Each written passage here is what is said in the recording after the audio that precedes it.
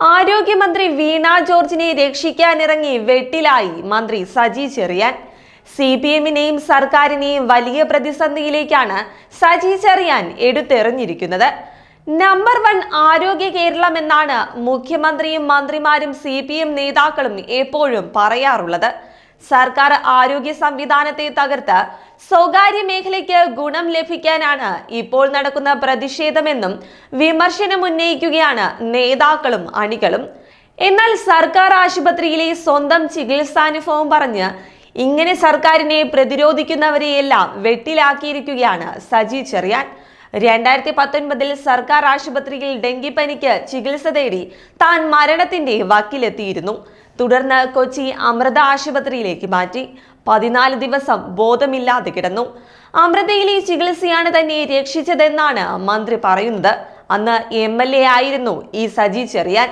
അതിനാൽ തന്നെ ഒരു MLA-ക്ക് പോലും ആവശ്യമായ ചികിത്സ ലഭ്യമാക്കാൻ ശേഷിയില്ലാത്ത ആരോഗ്യ സംവിധാനത്തെയാണോ നമ്പർ 1 എന്ന് പുകഴ്ത്തുന്നതെന്ന ചോദ്യത്തിന് ഇതോടെ മറുപടി പറയേണ്ട അവസ്ഥയിലെത്തിയിരിക്കുകയാണ് CPM.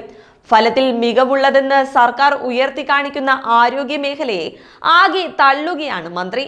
അന്നത്തെ ആരോഗ്യമന്ത്രിയായിരുന്ന KK ശൈലജയെ ടീച്ചറമ്മയാക്കി കേരളത്തെ ആരോഗ്യരംഗത്തെ കുതിപ്പിന്റെ കാരണക്കാരിയെന്നെല്ലാം പ്രചരിപ്പിച്ചിരുന്ന CPM ഇതോടെ ഇനി എന്തു പറയുമെന്നാണ് ഇനി അറിയേണ്ടത്.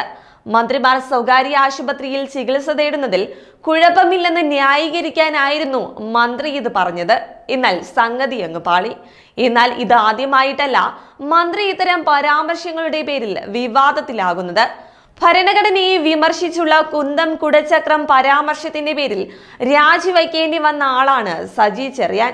കോടതി വിധിയിലെ സാങ്കേതികത്വം പറഞ്ഞാണ് തിരികെ എത്തിയത്. കായംകുളം MLA U പ്രതിഭയുടെ മകനെതിരെ കഞ്ചാവ് കേസ് വന്നപ്പോൾ കുട്ടികൾ കൂട്ടം കൂടി നിന്നൊന്ന് പുകവലിച്ചാൽ എന്താണ് കുഴപ്പമെന്നായിരുന്നു മന്ത്രി എന്ന് ചോദിച്ചത്. എന്തായാലും വീണ്ടും സർക്കാരിന് സജി ചെറിയാൻ ബാധ്യതയാകുമോ എന്ന് ഇനി കണ്ടറിയണം.